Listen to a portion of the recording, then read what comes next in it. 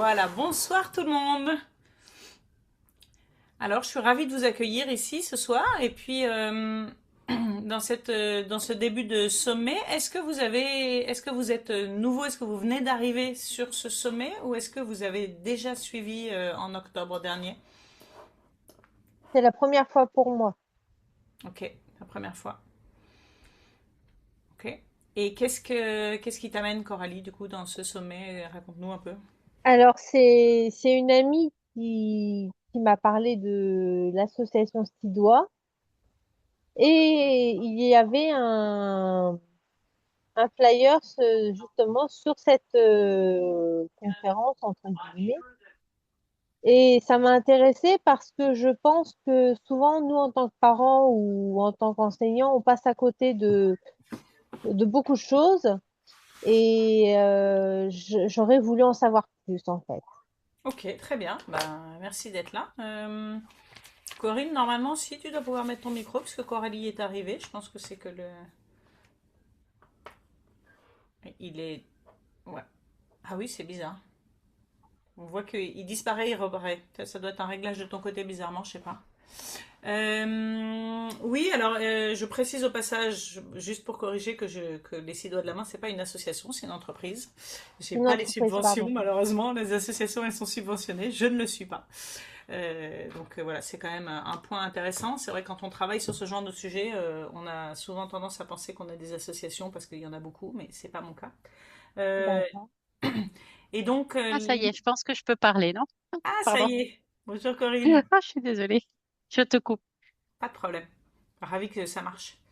Euh, et, et donc, effectivement, va y avoir une semaine pendant laquelle va y avoir plein de conférences. Et donc, tu as tout à fait raison, Coralie, par rapport. Pardon, j'ai le tutoiement très facile. J'espère que c'est pas un problème. Pas de souci. Ok.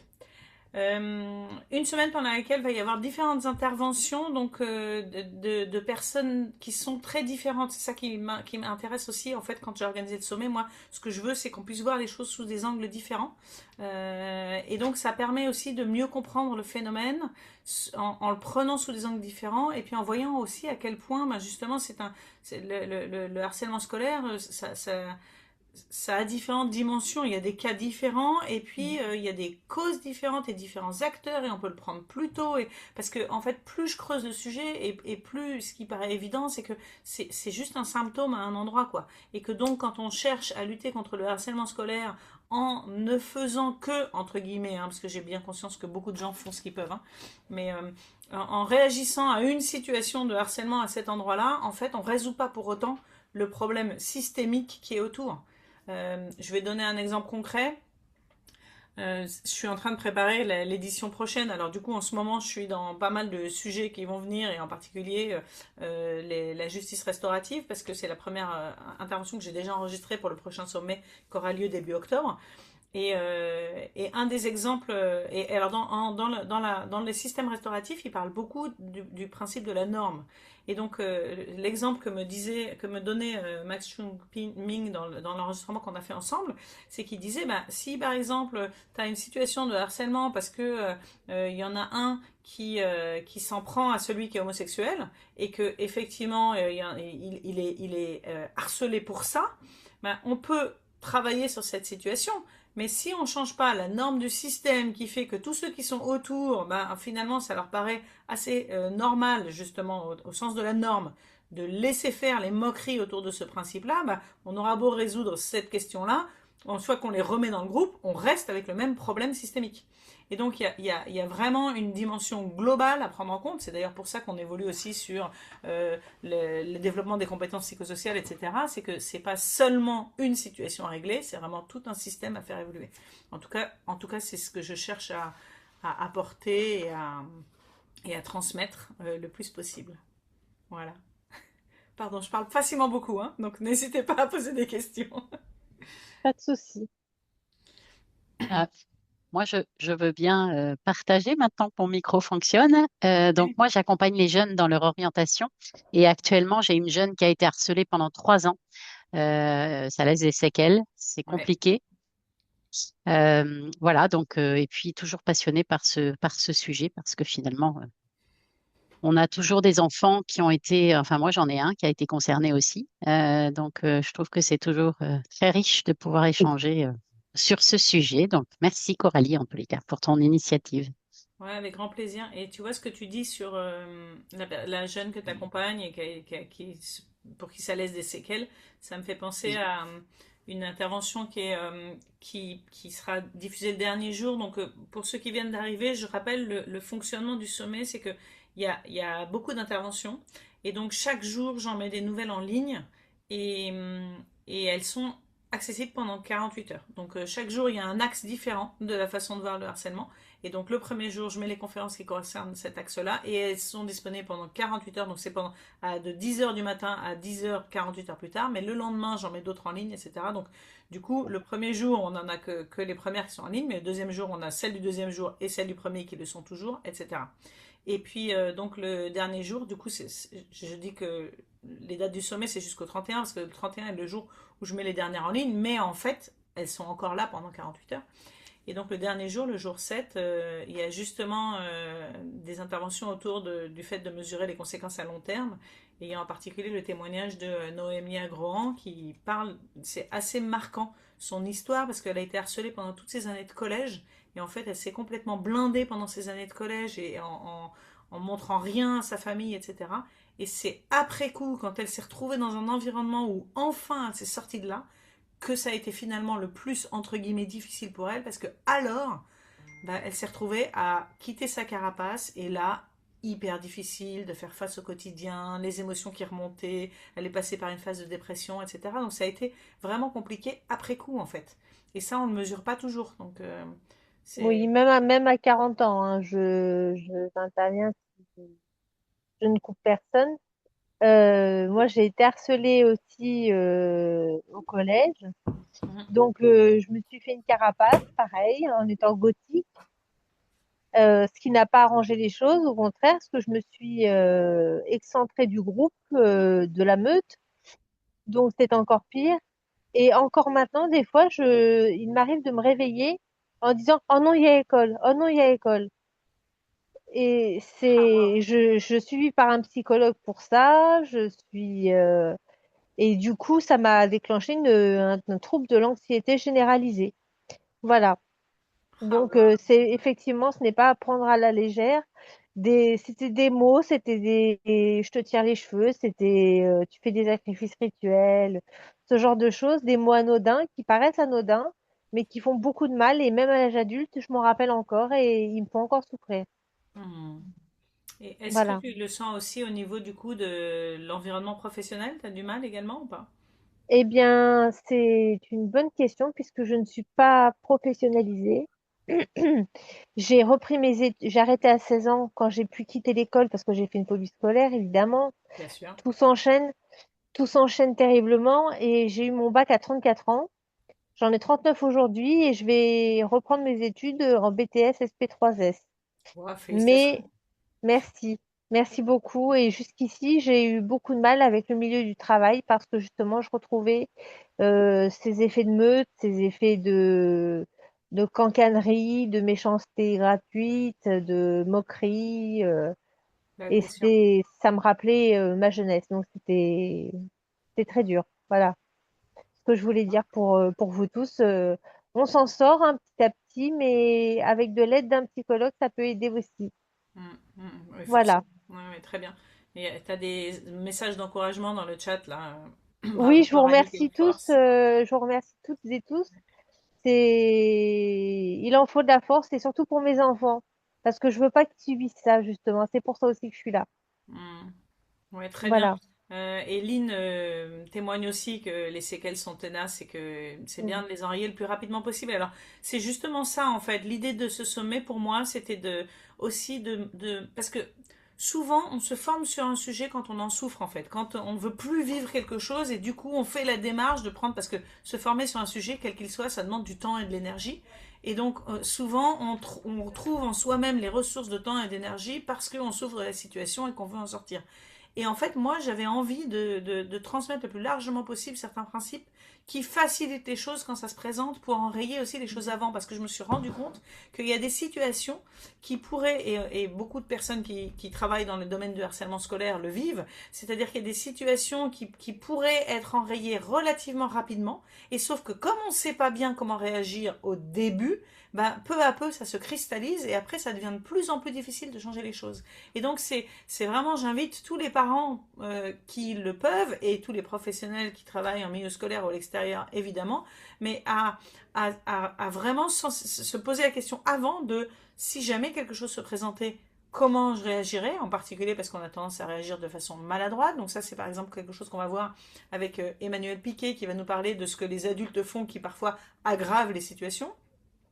Et puis aussi de comment on fait pour aider les enfants à pouvoir trouver les ressources en eux pour savoir comment réagir. Alors on en avait également parlé également avec Emmanuel Piquet lors de la première édition de méthodes pour réagir à ça, ou aussi de Philippe Haïm. Mais de manière générale, il y a différentes méthodes de lutte contre le harcèlement qui sont en lien avec différentes approches, différentes croyances. Et d'ailleurs, Philippe Haïm, dans cette édition, en fait le premier jour, dès demain, vous pourrez voir son intervention qui reprend un peu les différentes méthodes qui sont en place et quelle croyance éducative il y a derrière ça, hein, parce que typiquement ce que je viens de dire là de est-ce qu'on aide l'enfant à faire face à des situations ou est-ce que nous on est là pour le protéger, ben, ce sont deux postures éducatives qui sont différentes. Alors il y a ceux qui croient très fort en l'un, d'autres qui croient très fort en l'autre approche, et puis il y a ceux qui disent ben, en fait il n'y a pas une seule approche qui est valable. Et moi c'est plutôt ma posture, c'est de dire en fait l'important c'est d'avoir une compréhension des situations pour pouvoir observer ce qu'on va pouvoir faire, pour pouvoir faire un peu les deux, c'est-à-dire aider l'enfant, mais en même temps en l'aidant lui à développer ses ressources, pas seulement le protéger, mais en même temps, ça dépend comment est la situation. Il y a des moments où il aura d'abord besoin qu'on le protège, et en tout cas, s'adapter et peut-être faire les deux, quoi.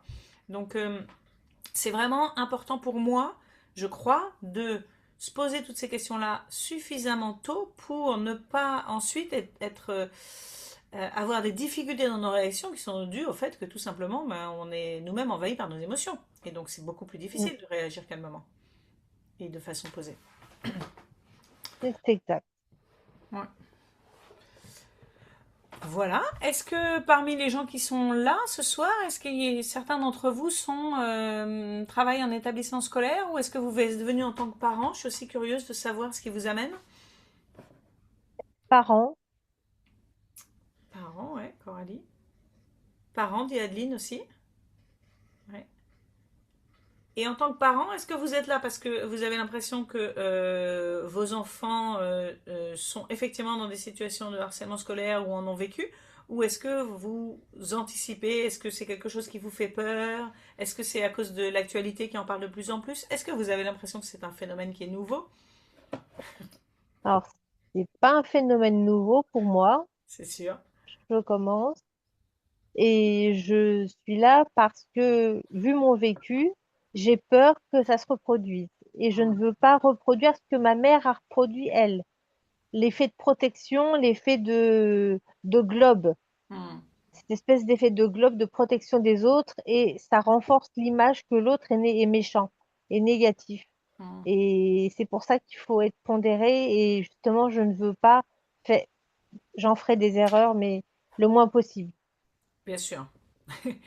Ben, pour tous ceux qui sont parents ici ce soir ou qui nous écoutent en replay, je vous encourage à écouter l'intervention de Laurie Gosselin qui est le jour que je regarde bien, le jour 4 je crois, non le jour 3, qui parle justement des étapes ça s'appelle 6 étapes indispensables pour réagir à une agression et qu'il vaut mieux enseigner au plus vite à nos enfants. Donc c'est assez intéressant de voir aussi comment elle développe un petit peu ce qui peut aider, ce qu'on peut faire en amont pour éviter que nos enfants, parce que évidemment que on est bien d'accord que c'est pas la personne qui est harcelée qui est responsable de cette situation. Cependant, il y a aussi des attitudes qui vont permettre à un harceleur de dire ah j'ai choisi la bonne victime, je vais pouvoir continuer. Et donc si on peut transmettre à nos enfants des attitudes, des réactions, des façons de prendre ses distances qui permettent de se positionner de sorte à ce que la personne en face se dise bon celui-là c'est pas la peine, ben, au moins ça veut pas dire, moi je crois quand même plus largement qu'on veut pas seulement protéger notre enfant, on veut changer la dynamique globale dans les relations. On est bien Mm. d'accord. Et donc pas Mhm. seulement que ce harceleur trouve une autre victime que notre enfant. Bon, mais n'empêche que l'un dans l'autre, au passage, on enseigne des compétences à nos enfants, et ça c'est hyper intéressant aussi. Corinne dit que Corinne, tu dis tu fais de l'accompagnement dans l'orientation, mais aussi parents. Ouais, effectivement. Actuellement, j'ai une jeune fille que j'accompagne qui a été harcelée pendant 3 ans. Ouais. Et ligne professionnelle de ce sujet. Ouais, c'est super de voir tous les professionnels qui viennent se renseigner sur le sommet. Pour moi, j'ai vraiment l'impression de contribuer, quoi. Ça fait plaisir de vous voir là et de lire les retours des gens qui ont vu le sommet, qui disent que ça les a enrichis, que ça leur a apporté des choses, des approches, de mieux comprendre, etc. D'ailleurs, pour ceux d'entre vous qui aiment comprendre aussi ce qui se passe derrière, je vous encourage vraiment à suivre le jour 2. Donc c'est jeudi, ce sera diffusé donc de jeudi 10h à du coup samedi 10h. Parce que dans les 3 conférences qui seront diffusées le jour 2, il y a vraiment des choses pour mieux comprendre. En particulier, bon, vous écouterez Jean-Pierre Bellon, qui est assez connu pour avoir diffusé la méthode de la préoccupation partagée en France, et qui parle du poids du groupe. Mais vous avez aussi 2 chercheuses. Il y en a une qui est sociologue et qui a été pendant 2 ans dans des collèges pour parler de la notion de réputation dans les collèges et de comment ça se construit la réputation et de l'impact de ce que ça a, etc. Donc c'est hyper intéressant de voir ça. D'ailleurs, ça me donne envie de creuser aussi la notion un peu des normes patriarcales, parce qu'on voit qu'il y a beaucoup des normes qui sont au collège et qui créent les réputations qui sont liées à ça. Hein. Donc ça nous invite aussi à les visiter. Et d'ailleurs, c'est pas rare quand j'échange avec des professionnels du terrain qui fassent le lien entre tout ce qui est travail autour du harcèlement et le programme EVARS, avec éveil à la vie affective et sexuelle, parce que non seulement il y a les relations aux autres, mais il y a aussi effectivement toute cette notion de sexualité, de genre, d'orientation, etc., qui font, enfin, c'est vraiment tout un thème du harcèlement. Si c'est pas seulement en termes de, par exemple, d'homosexualité, comme je parlais tout à l'heure, mais c'est aussi en termes de posture, c'est-à-dire que on attend les garçons et les filles dans des rôles particuliers, et dès qu'ils sortent de ces rôles-là, on peut les voir autrement, et donc ça peut être intéressant de bien le comprendre, ça, et je trouve que Margot Déage le montre très bien dans son intervention. Et puis, une autre chercheuse qui est actuellement en train de faire sa thèse, qui s'appelle Lucie Tamarel, qui, elle, est psychologue et nous parle de la place de l'humour dans le harcèlement scolaire. C'est-à-dire, on est vraiment dans le cas classique de «Oh, mais ça va, c'est pour rire, t'as pas d'humour».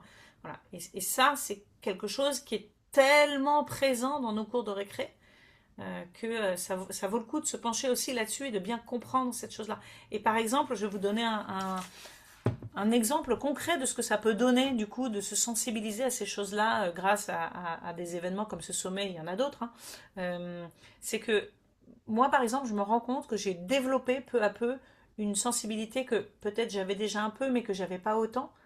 Et aujourd'hui, je vois comment dans notre société on entretient des postures qui ensuite se transmettent et se traduisent dans les cours de récré par du harcèlement. Donc typiquement, j'ai été il y a quelque temps à un spectacle d'humoristes, et il y avait donc plusieurs humoristes qui étaient là. Il y en avait que je trouvais très drôles d'ailleurs, mais il y en avait certains, et en particulier un, tout son humour était basé sur le fait de dénigrer les gens du public, et même de les insulter en fait. C'était drôle pour lui de dire des choses genre «Ah, les connasses qui sont là-haut», etc. Et en fait, la salle riait. Et moi, je me disais, mais si nous, les adultes, on trouve drôle de faire des blagues comme ça, de dénigrer les gens, mais faut pas s'étonner qu'après, dans les cours de récréation, ça se passe comme ça, et que quand il y en a un qui est sensible, on lui dise «Ah, ça va, t'as pas d'humour, quoi». Parce que c'est le modèle qu'on donne. Donc, Ouais, c'est pas terminé. Non. bonsoir. Voilà, donc j'espère aussi que toutes ces conférences peuvent aussi aider à éveiller nos consciences à autre chose, à ces phénomènes-là, pour qu'on puisse aussi poser un autre regard dessus et s'en rendre compte un peu plus, pour un peu démêler ces choses-là, et que nous, en tant qu'adultes, on puisse donner un autre exemple aussi. Voilà. Mm. Cathy J'ai eu dit, l'exemple au cinéma ouais, aussi également sur le film Le Joker, qui n'a ouais. pourtant rien à voir avec la psychologie à la base, mais qui est très psychologique. Dans la salle, les gens riaient de le voir rire maladivement. Et j'ai trouvé ça terrible, Hmm. parce que moi, ça m'a touchée, ça m'a fait de la peine pour lui, parce que j'ai eu de l'empathie, et les gens riaient, ça les faisait rire. Ils voyaient que le côté drôle, de se moquer de ce monsieur. Mais il ne voyait pas le côté pathologique. Hmm. Oui, c'est ça. Mais c'est sûr que ça dépend aussi de ce qu'on transmet, ça. Oui, Hmm. Et puis il y a aussi une dimension un peu relationnelle parce qu'on évolue. Donc le harcèlement, ça a toujours existé, mais on en parle beaucoup plus aujourd'hui. Exactement comme on parlait tout à l'heure du patriarcat, il y a aussi beaucoup d'évolution aujourd'hui là-dessus, hein, sur la position de la femme et puis le masculinisme, etc. Et, euh, et je vois bien que en fait, on est aussi influencé par euh, comment on a grandi. Donc, par exemple, la semaine dernière, j'avais une discussion avec un ami de mes parents qui disait, ah bah, aujourd'hui, on peut plus rien dire parce que sinon les gens se vexent. Et moi, je trouve que du coup, j'ose plus être moi, alors qu'avant, je pouvais rire facilement, etc. Et moi, je me dis, bah oui, mais ça, c'est parce que il n'ose plus être lui. Mais est-ce que c'est ok d'être soi quand être soi, ça dérange les autres? Où est la limite? Où est le curseur? En fait, c'est vraiment tout un vivre ensemble qui se travaille aussi. Heureusement là-dessus, on avance aussi dans les écoles. Maintenant, il y a vraiment toute une partie donnée au développement des compétences psychosociales et au vivre ensemble. Mais il nous a fallu du temps quand même pour sortir de cette idée que l'école n'était qu'un lieu d'instruction et pas d'éducation. Rien que ça, déjà, c'est un changement de posture qui aide. Aujourd'hui, il y a peu de gens maintenant, même dans les établissements scolaires, qui considèrent que l'éducation ne fait pas partie de leur métier. Ce qui ne veut pas dire que les parents ne sont pas censés éduquer leurs oui, enfants. On est bien d'accord, hein. Mm. Ouais. Oui, et Lynn, elle dit qu'elle a vu aussi qu'elle a vu ça, le coup de l'humour un peu dégradant dans un spectacle pour enfants. Et oui, c'est vrai que c'est pas forcément très méchant, mais et on le voit, on le voit dans les films, hein. Je vous encourage d'ailleurs, sur un plan plus global, là on parle pas du harcèlement, mais sur un plan plus global en termes de normes et de ce qui est transmis, de ce qu'on trouve normal ou pas, justement, à suivre quelqu'un comme Marion Querc, qui a beaucoup vécu en Suède et qui transmet justement le regard qu'on pose sur l'enfant. Elle appelle ça le fait d'être à hauteur d'enfant ou pas, et donc de voir les enfants avec le filtre de la méfiance ou le filtre de la confiance. Et parfois, elle donne des exemples, y compris dans, par exemple, des séries ou des choses comme ça, où on voit la réaction des adultes ou les interactions qui sont liées au fait que justement on n'accepte ou pas certaines attitudes, ou bien on se place comme parfois en tant qu'adulte en disant bah, je sais, tu sais pas, et c'est moi qui vais te dire comment, ou est-ce qu'on est plutôt dans l'empathie et dans la compréhension. Et ça, c'est aussi quelque chose qui va aider à ce que l'enfant trouve sa place et n'ait pas besoin donc de faire appel à d'autres méthodes pour se sentir exister. Ça me fait penser ce que je dis là à la conférence de Anne Ferrover-Couter et Monique Ferreiron, qui sont formatrices chez Génération Médiateur, qui, lors de la première édition du sommet en 2024, avaient fait une intervention là-dessus, justement, sur le fait que les enfants ont des besoins, comme tout être humain, ils ont des besoins qui, s'ils ne sont pas nourris, ils vont chercher d'autres façons de les nourrir, et que parfois le harcèlement n'est qu'une stratégie en fait pour un enfant qui ne trouve pas sa place, n'a pas confiance, ne se sent pas vu, ne se sent pas important, et donc on va se retrouver dans une position de harceleur pour essayer de compenser ça, et que peut-être que parfois il y a des façons de répondre et de donner de l'importance aux enfants qui vont faire qu'ils vont pas passer par là pour exister quoi.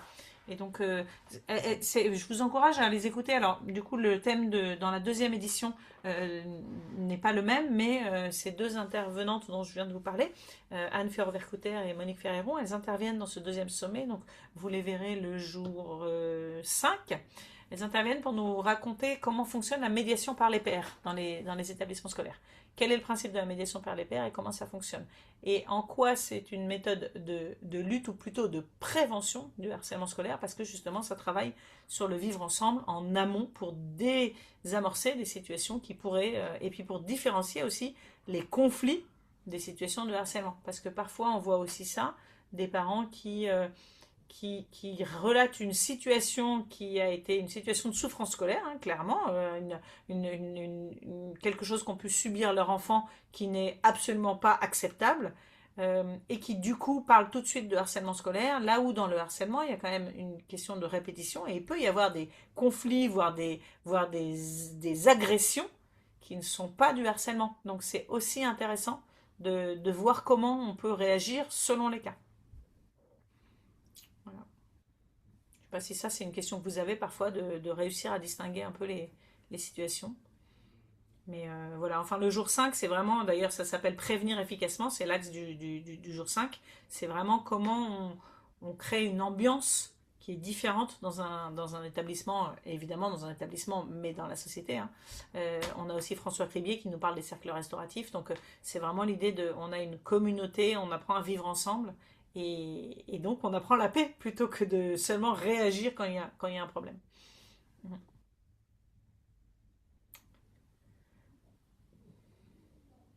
Voilà, est-ce que vous avez des questions aussi quelles sont, enfin, si vous avez des questions quelles qu'elles soient, c'est-à-dire soit sur le fonctionnement du sommet, soit sur euh, des choses que vous aimeriez apprendre dans ce sommet et que je puisse vous dire où vous aurez des chances de trouver la réponse, bah, dites-le moi.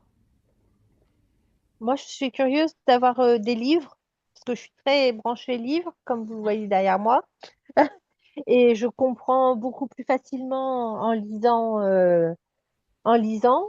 Donc, si vous avez une liste de livres à nous conseiller qui parlent justement de tout ce que vous venez de dire, le cercle restauratif, ce genre de choses, Mhm. je ne sais pas si vous pouvez, si vous en avez la possibilité, Alors, mais je ouais, serais très intéressée.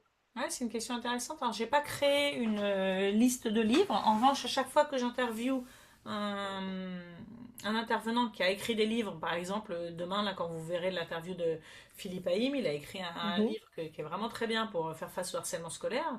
mhm, Et donc, à chaque fois que les intervenants ont écrit des livres, j'en mets la référence. Sur le thème de la justice restaurative, je vous conseille celui-ci. Hop là, qui est vraiment très bien, qui s'appelle Mettre en œuvre la justice restaurative en milieu scolaire. C'est le deuxième livre, il a été fait sous la direction de Max Chung-Ming qui interviendra en octobre et de Éric Verdier. Tous les deux, donc ce livre-là, il est écrit sous leur direction, c'est-à-dire qu'il y a plein d'auteurs différents qu'ils ont réunis, et puis eux, ils écrivent dedans aussi. Ils en ont écrit un autre ensemble avant, qui vaut peut-être la peine d'être lu avant celui-ci, mais en tout cas d'accord. qui aborde un peu tout ça. Mais ça, pour moi, ça enrichit d'un point de vue théorique. Mais ça, c'est en milieu scolaire. En tant que parent, je vous conseille plutôt des livres comme ceux de Philippe Haïm ou d'Emmanuel Piquet qui nous aident aussi à se mettre à côté de nos enfants pour les aider à Mhm. faire face au monde, quoi. Mm. Oui, c'est vrai que ça m'intéresse beaucoup justement comment l'humain arrive Mm. à, à créer ces travers, entre guillemets, ces défenses.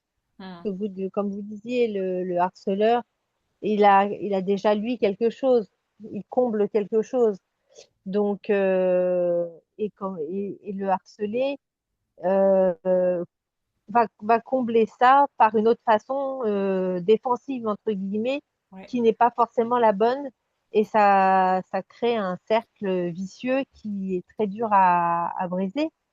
Donc, c'est intéressant d'avoir les côtés parentaux et professionnels aussi, même si je ne suis pas professionnelle. Je trouve ça intéressant d'avoir ces deux points de vue-là.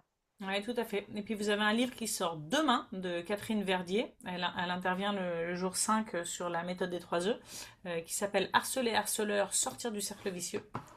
Ah bah justement, voilà. Voilà. Et qui répond pas mal à ce que vous êtes en train de dire. Donc il n'est pas mis en avant dans le sommet parce qu'il n'existait pas encore.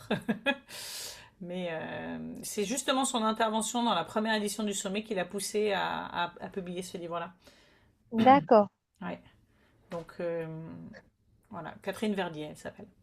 Catherine Verdier, c'est noté. Qu'est-ce que j'ai d'autre à vous dire du coup? Ben, au fur et à mesure, sous les conférences, vous pourrez aussi commenter. Il y a un espace de commentaires. Donc là, j'ai recréé toute la mécanique. Donc vous n'aurez pas les commentaires. C'est un peu dommage d'ailleurs. Je me suis dit, bon, c'est trop tard maintenant, mais je me suis dit pour la prochaine fois que ce serait pas mal d'avoir l'historique des commentaires de quand je l'ai Mm. diffusé en octobre. Parce que comme ça répond déjà à des questions. Bon, il se trouve que c'est pas comme ça que je l'ai fait et que maintenant ça devient compliqué de le changer. Mais vous pouvez en tout cas laisser des commentaires, des questions, etc. On passera derrière pour y répondre. Ça, c'est la première chose. Donc, même si c'est pas en interaction. Et puis, euh, et puis voilà. Et puis si vous voyez que ben, vous avez envie vous avez raté certaines interventions, que vous avez envie de les revoir, de les garder, parce qu'effectivement il y a des choses quand on les écoute une première fois, une deuxième fois c'est pas la même chose, qu'on n'est pas dans la même phase, parce que il y a des choses qu'on a apprises entre temps, etc. Donc si vous avez envie de les garder, puis il y a des choses en plus qu'on a mises en bonus dans le coffret. Donc dans ces cas-là vous pouvez vous procurer le coffret du sommet qui est, je vous rappelle, en tarif pré-vente jusqu'à demain 10 heures, jusqu'au moment où je publie où je mets en ligne les premières interventions. Donc si vous voulez vous le procurer, bah, je vous encourage à le faire avant demain 10 heures. Je vais vous remettre le lien là en commentaire. Et puis sinon, ce sera quand même en tarif sommet, c'est-à-dire pas en pré-vente, mais quand même en tarif réduit pendant la durée du sommet. Euh, bah voilà, pendant la durée du sommet, jusqu'à ce que le sommet se termine.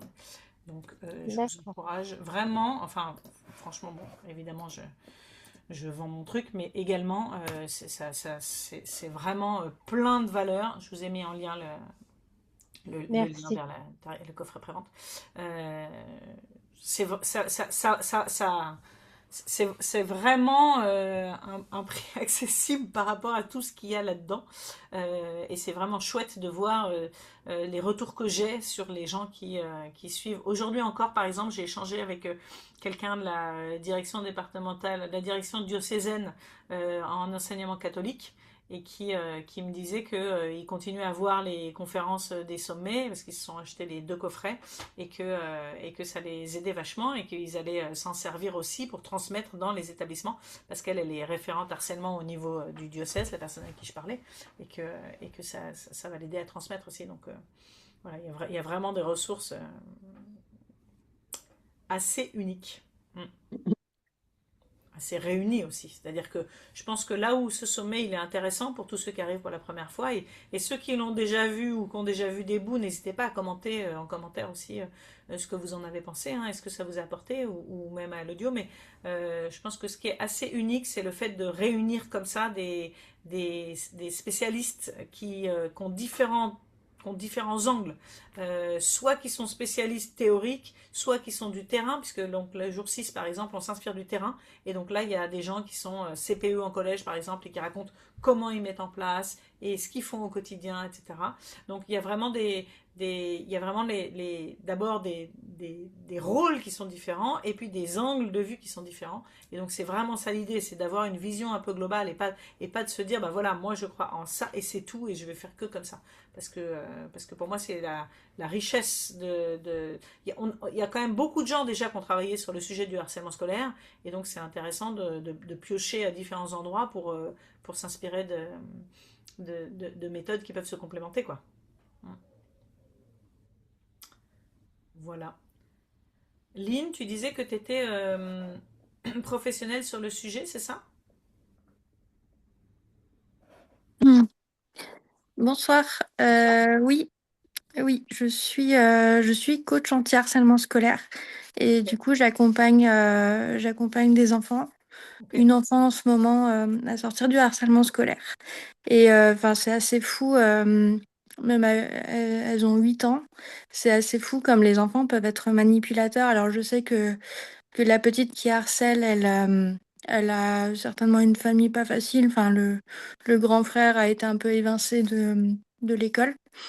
Mais, euh, mais voilà. Et du coup, on travaille effectivement sur l'humour, la répartie, l'autodérision et avec des jeux de rôle pour que ma petite cliente puisse avoir une posture différente, puisse répondre, ce Mhm. qu'elle avait commencé à faire au bout de 2, 3 séances.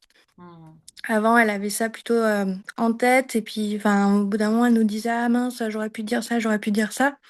Et là, pour le coup, on l'a rassurée en disant, ben, c'est normal, même en tant qu'adulte, on n'a pas toujours la répartie tout de suite.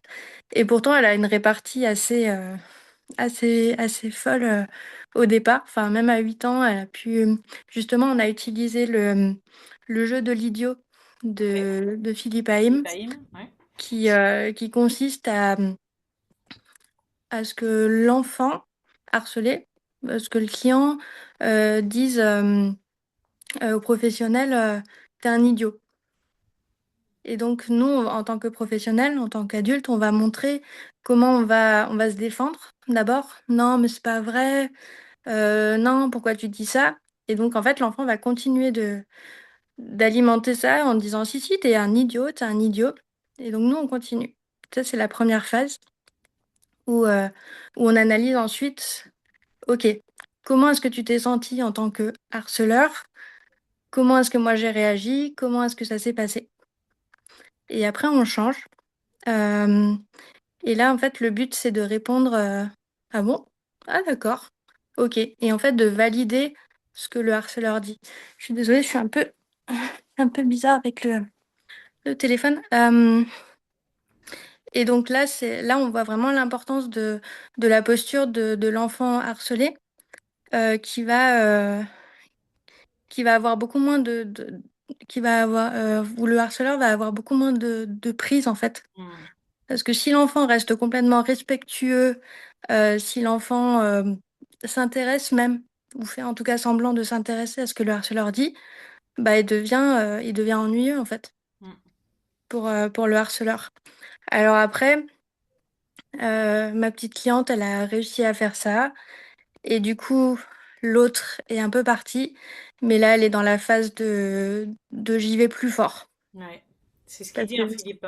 Philippe Haïm, il dit faut pas lâcher parce que quand on commence comme ça, au début, ça désarme un peu. Et puis après, parfois, ils disent ah, bah, faut y aller plus fort. Il faut réussir à tenir la ligne, quoi. Hmm.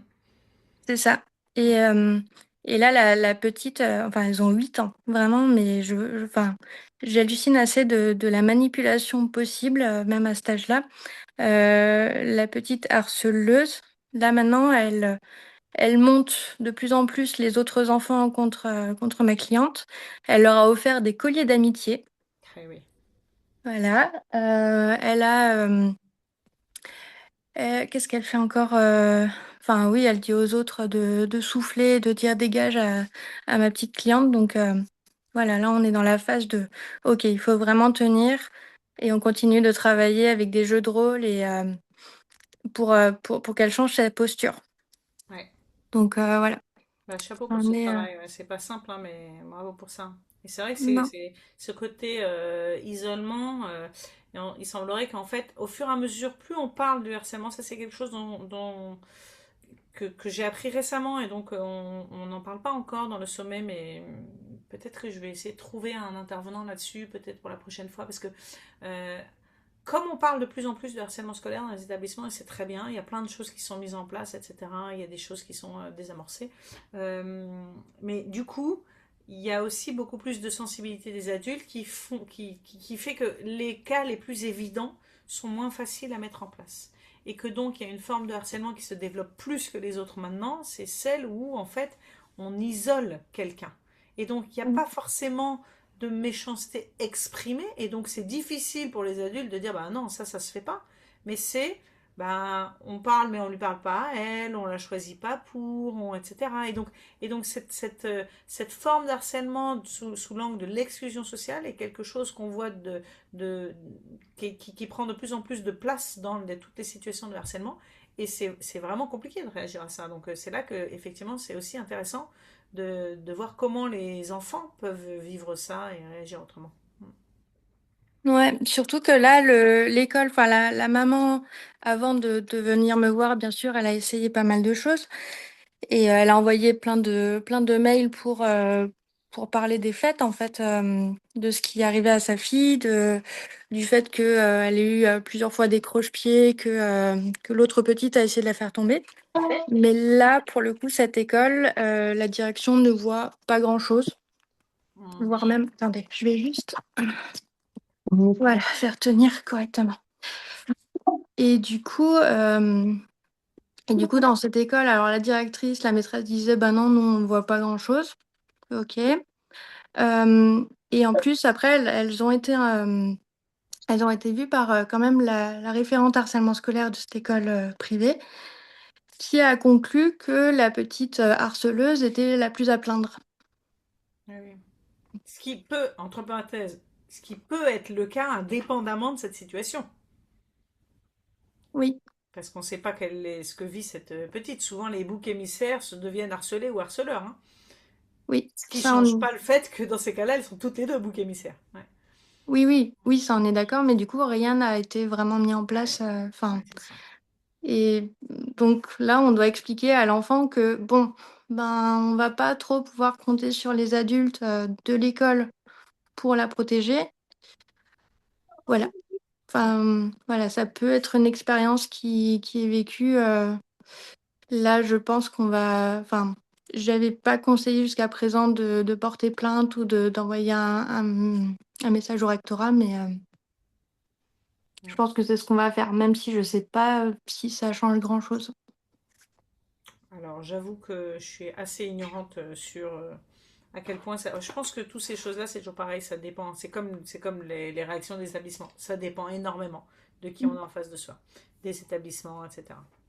Oui, c'est ça. J'ai pu parler avec une référente scolaire que je connais et qui, du coup, enfin, j'ai eu un petit entretien où elle m'a demandé de ne pas filmer, de pas enregistrer parce qu'il y a ce secret professionnel. Et, euh, et elle, visiblement, elle est vraiment très impliquée, donc ça fonctionne, mais ouais, ça dépend vraiment des gens. Est-ce que dans le sommeil, ça parle justement de ça au bout d'un moment? Parce que la dernière fois, j'avais pas pu suivre tout et je me posais cette question. De comment on fait pour remonter l'information, tu veux dire, au niveau Ouais, quelle est la marche à suivre des parents? Ça peut Non. être intéressant. Ouais, ça peut être intéressant, je le note. Ouais. Non, c'est vrai que moi, mon questionnement, c'était plutôt comment on fait pour qu'il y ait moins de harcèlement Mm, scolaire, mais c'est vrai que quelle est la marche à suivre pour réagir quand on se retrouve dans une situation? Ouais, ouais. Très bien, merci pour la question, c'est une très bonne idée, je vais essayer de l'inclure dans le prochain. d'accord. Enfin, déjà, c'est un sujet hyper vaste, donc enfin, c'est déjà. Merci beaucoup pour toutes ces interventions. Ouais, Et merci. ouais. Ouais, ouais. Et d'ailleurs, un truc qui pourrait te servir, je sais pas si tu t'étais déjà, parce que donc j'entends que tu as pu suivre partiellement le dernier sommet. Je sais pas si tu me suivais déjà au moment de la première édition en octobre 2024. Non, Ok. pas encore. Mais parce qu'il y avait eu une intervention de Geneviève Smal qui avait présenté son jeu Tac Tac à la récré, que tu connais probablement. Je l'ai, ouais. Ouais. Et en octobre, elle présentera la version pour les petits qui n'existait pas encore à l'époque. Takapa pour ceux qui ne sont pas encore lecteurs. Donc c'est D'accord. quelque chose qui Ok. pourra éventuellement te servir aussi dans ton travail. Oui, carrément, ouais. Et Ok. oui, il y a Emmanuel Piquet aussi qui a sorti un jeu. Ouais, No Way Euh, Bully. Mais ça, oui. c'est pour les plus grands. Mm, C'est plus pour des ados. J'y ai joué avec mes enfants, donc à d'accord. tous les tests.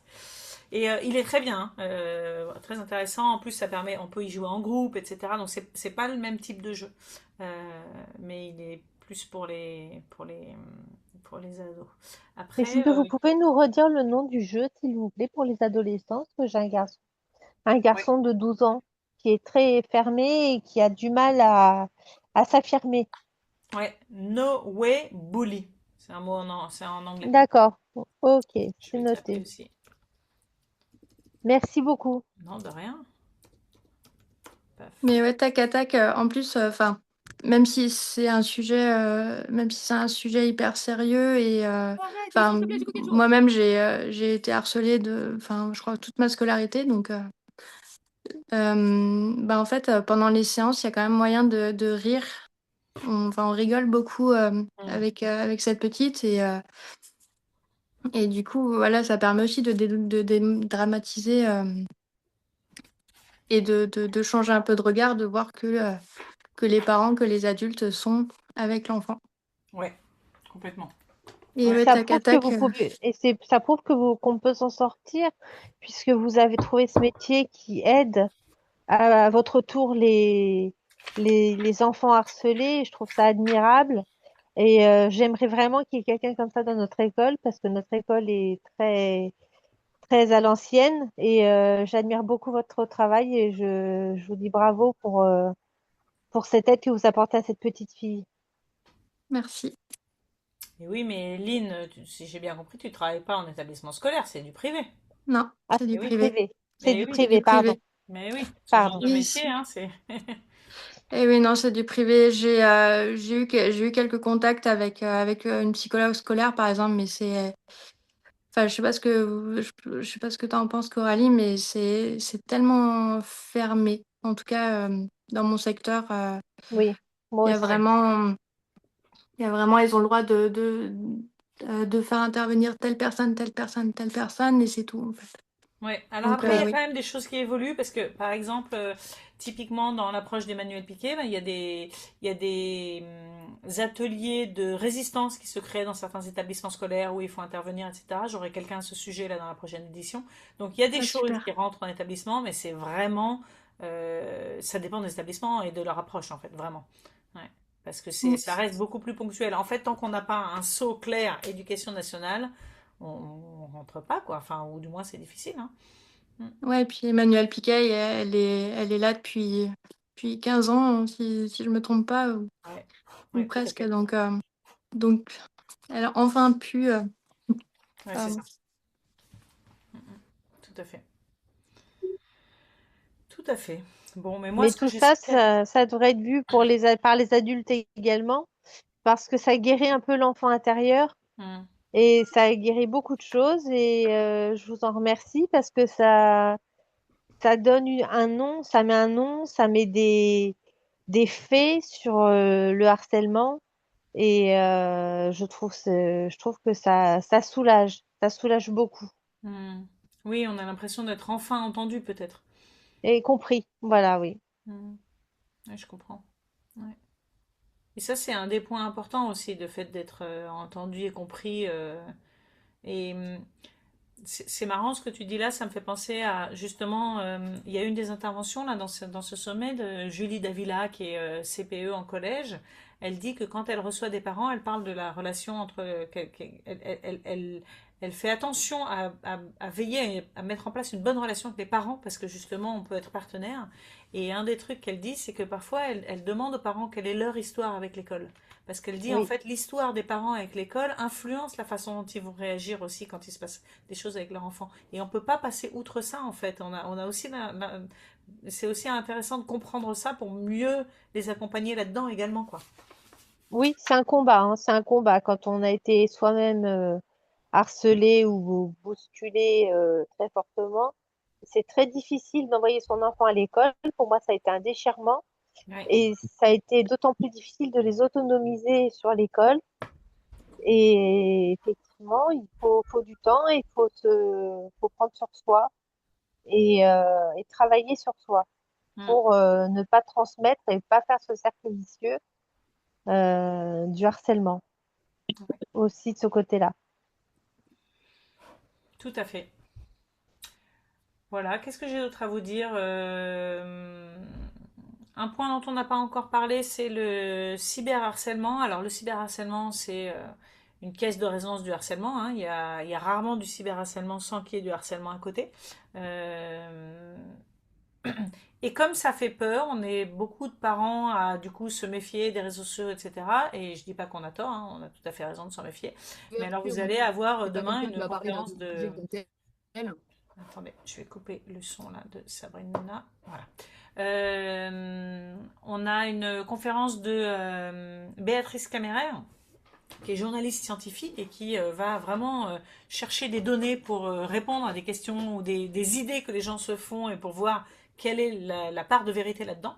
Et donc, j'ai trouvé ça intéressant d'échanger avec elle et de remettre un petit peu aussi un peu d'apaisement dans cette crainte qu'on peut avoir sur nos ados et les réseaux sociaux. Parce que oui, tous ces dangers existent et en particulier le cyberharcèlement, mais il y a aussi tout ce que nos ados peuvent faire de chouette sur leurs écrans et dans les réseaux.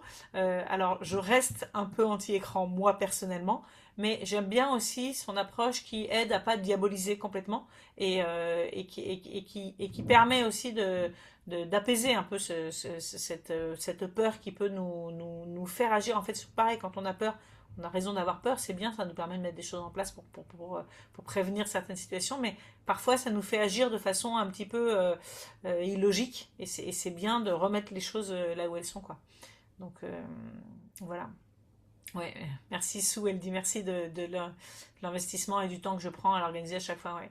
Mm. Merci de ce retour, ça soutient ma démarche. Ouais, c'est vrai que ça prend du temps, mais c'est vraiment, il y a tellement de choses à dire sur le sujet, c'est rigolo parce que quand en 2024 j'ai créé la première édition, je m'étais dit, bon bah voilà, je vais faire une édition sur le sommet, j'ai une vingtaine d'experts, on aura fait le tour, et en fait pas du tout, pendant que je le préparais, je me disais, mais il y a encore plein de choses à faire, il y aura une deuxième édition, et encore aujourd'hui, là, quand je regarde tout ce qu'il y a dans cette deuxième édition, il y a plein de choses, hein. Franchement, vous avez encore plein de... Et puis il y a aussi il y a un des jours dont on n'a pas parlé, c'est celui de comment on parle du harcèlement de manière originale. Donc là, vous avez des interventions de gens qui montrent un petit peu comment ils font pour soulever cette question du harcèlement scolaire, mais de façon différente, par exemple en faisant un spectacle, etc. Donc tout ça, ça ouvre l'esprit. Et en même temps, je me dis, mais il manque encore plein de choses dans ce sommet. Quel bonheur de préparer le suivant, quoi. Donc vraiment, c'est chouette. Et merci d'être là pour le suivre, parce que ce sommet, il ne peut pas exister sans vous. Alors, ce qui est intéressant aussi, c'est de se dire, il y a des milliers de gens déjà qui ont suivi les deux premières éditions, et pour autant, on est des centaines de milliers à être concernés, donc il nous manque encore beaucoup de gens, donc n'hésitez pas à diffuser le maximum l'information, parce que moi je me dis toujours que si une personne voit une conférence qui l'aide à prendre en compte un truc et qui va aider un enfant, ben c'est déjà gagné, quoi, parce que plus on est à être sensibilisé et à pouvoir aider, et mieux c'est. Voilà. C'est le bon côté des réseaux sociaux. On peut partager justement et découvrir des personnes qui peuvent aider, et qui peuvent, comme je vous ai dit, guérir un petit peu l'enfant intérieur. Et je vous en remercie beaucoup, parce que pour moi, c'est une révélation en peu de mots, mais ça soulage, ça fait du bien. Donc, merci à vous. Mm. Ouais, merci de ce témoignage. J'ai reçu d'autres témoignages comme ça en ce sens après le sommet, de gens qui ont dit ça m'a fait du bien d'entendre ça. Ouais, Mm. tout à fait. Ok. Est-ce que vous avez d'autres questions, ou est-ce que je vous souhaite un bon sommet à partir de demain? Est-ce que vous savez si vous aurez le temps de suivre une bonne partie des conférences? Est-ce que vous avez déjà identifié celles que vous alliez voir sur le programme, ou... Oui, oui, je vais essayer de toutes les voir. Ok. J'ai cette possibilité-là, donc je vais le faire. Ouais, chouette. Quand on en a la possibilité, c'est top. Ouais. Oui. Ok. Et les autres, vous avez identifié ce que vous vouliez voir ou pas? Moi, pas encore, mais j'ai essayé de suivre le plus possible aussi parce que ben, même quand on est formé, ben, forcément, il y a toujours tellement d'autres points de vue, comme vous avez dit, Hmm. à pouvoir emmagasiner et puis ça servira effectivement. Ouais. Et dans la première édition, il y avait des interventions aussi autour de l'estime de soi par Fanny et A. Il y avait aussi La paix à la récré par Angélique Stock. Ce sont des conférences qui pourraient t'intéresser aussi, Saline, par rapport à ce que tu fais, je Ben, pense. Angélique, ça a été ma formatrice, ouais. Ah, Donc, bah voilà. D'accord. Ok. On se retrouve en terre inconnue. Ok. c'est ça. Ouais. Bonsoir, je peux parler? Je ne sais pas si Ouais, vous bien m'entendez. sûr. Oui, Bonsoir, Christelle. bonsoir. Moi, je ne connais pas du tout le sommet, donc c'est la première fois. Ok. Le sujet m'intéresse en tant que sophrologue. J'accompagne les enfants de 4 ans et demi à 11 ans Ok. par rapport à la régulation des émotions. Hmm. Et en fait, au départ, les besoins on va dire des parents et souvent, voilà, mon enfant a des émotions fortes, souvent la colère, ou bon, c'est quand même souvent la colère, ou la peur. Et au bout de quelques séances, on s'aperçoit, quand j'ai l'enfant seul, que finalement, il y a du harcèlement scolaire derrière. Hmm. Donc, la colère, des fois, arrive à la maison parce qu'il y a le débordement à la maison, ils se sont retenus toute la journée. Ce qui me surprend, c'est que c'est de plus en plus tôt. Parce que j'ai des petites 4 ans et demi, j'avoue que, bon, alors, dans un sens, je dirais que comme ils sont petits, moi j'ai des outils en tant que sophrologue. Bon, j'ai pas tous les outils non plus, c'est pour ça que ce sommet m'intéresse. Mais ils repartent avec des outils et les petits ils s'en servent tout de suite. Et c'est vrai que souvent ça désamorce les choses rapidement. Mais voilà, ils viennent souvent pour des émotions ou même pour mon enfant a des tics, je ne sais, il est stressé, voilà, c'est le stress. Et puis de fil en aiguille, finalement, oui, il y a le stress, mais c'est souvent bon, bah, des enfants qui sont sensibles, voire hypersensibles aussi, hein. Et justement, moi, dans mes outils, j'arrive à, on tourne toujours autour de la confiance en soi et de l'estime de soi. Parce que, comme tu disais tout au début, Coralie, que bah, l'harceleur est attiré par certaines caractéristiques d'un enfant, en fait, hein. Dans sa posture, dans le fait qu'il soit peut-être isolé, en effet. Enfin, voilà. Et du coup, je trouve que en travaillant la confiance en eux, hein, bah, du coup, voilà, je pense que il y a des choses qu'ils peuvent pas dire à leur famille, à leurs parents. Moi, je suis un intermédiaire, je suis pas dans le cercle familial, donc il y a des confidences et puis peut-être une, un partage qui leur permet déjà de débloquer certaines choses et puis petit à petit, un peu comme Lynn, moi je fais des jeux de rôle. Alors avec les petits, j'utilise les monstres des émotions, hein, ils peuvent être dans la cour, etc. Voilà. Au début, je commence l'histoire et souvent, ils sont tellement dedans ils vont la continuer, puis finalement, ils vont s'identifier à l'un des personnages. Et puis quand c'est les plus grands, alors en effet, harcèlement aussi à 8 ans, à 9 ans, à 10 ans, puisqu'en CM2, il y en a qui ont peur de rentrer en sixième. Là, ce serait plus par rapport à, à des jeux de rôle, euh, dans la posture, dans ce qu'ils peuvent dire, réagir, parce qu'en effet, j'ai eu un enfant qui, elle, du coup, a essayé de se défendre, était sur la défensive, et finalement, ça lui retombe dessus aussi. Donc, euh, c'était pas la bonne solution. Bon, elle va pas non plus se faire étrangler, hein, mais voilà. Donc, j'ai pas tous les outils, j'en ai certains et voilà, avec tout ce que vous avez dit depuis le début, je aperçois que ça va bien dans mon sens aussi. Ouais, super. Et dans dans cette journée des approches un peu différentes, justement, il y a aussi une intervention de Laurence Jourdain qui fait du yoga pour prévenir le harcèlement. Donc ça va se recouper avec ce que tu fais aussi, je pense, Mhm. au niveau des postures, Mhm. etc. Ouais, ouais. Ouais.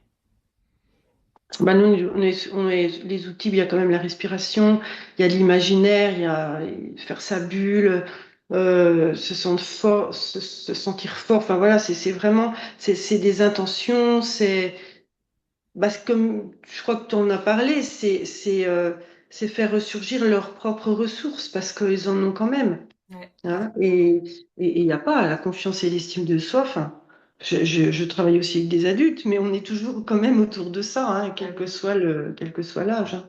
Ouais, tout à fait. Très bien, bah, chouette. Je me réjouis pour vous de tout ce que vous allez découvrir.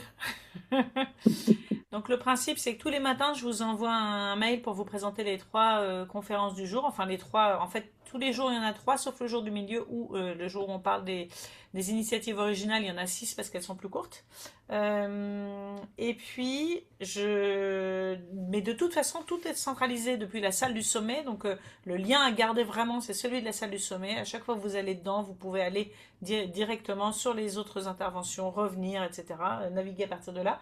Et puis chaque jour, je vous envoie également une vidéo que j'appelle la vidéo pépite, dans laquelle moi je présente les interventions du jour et je fais des liens, est-ce que j'en retiens global, etc. Et ça vous permet, d'abord si vous n'avez pas le temps de voir, d'avoir quand même un petit peu, si vous n'avez pas le temps de tout voir, d'avoir quand même un petit peu une idée de ce qui est dit. Et puis aussi de pouvoir plus facilement identifier ce que vous avez envie de voir cette journée-là en fonction de ce que je vous dis de chacune. Voilà. Donc ça facilite votre navigation dans les jours qui viennent. Très Voilà. bien. Merci. Et ben, avec grand plaisir. Merci à vous tous d'avoir été là ce soir. Et puis, bon sommet du coup. Merci beaucoup. Merci. À bientôt. À bientôt. Au Au revoir. revoir. Au revoir. Et n'oubliez pas, si vous voulez le coffret du sommet, de vous le procurer avant demain 10 heures en offre pré-vente. D'accord. Très bien. Merci beaucoup. Au revoir. Au revoir. Bonne soirée.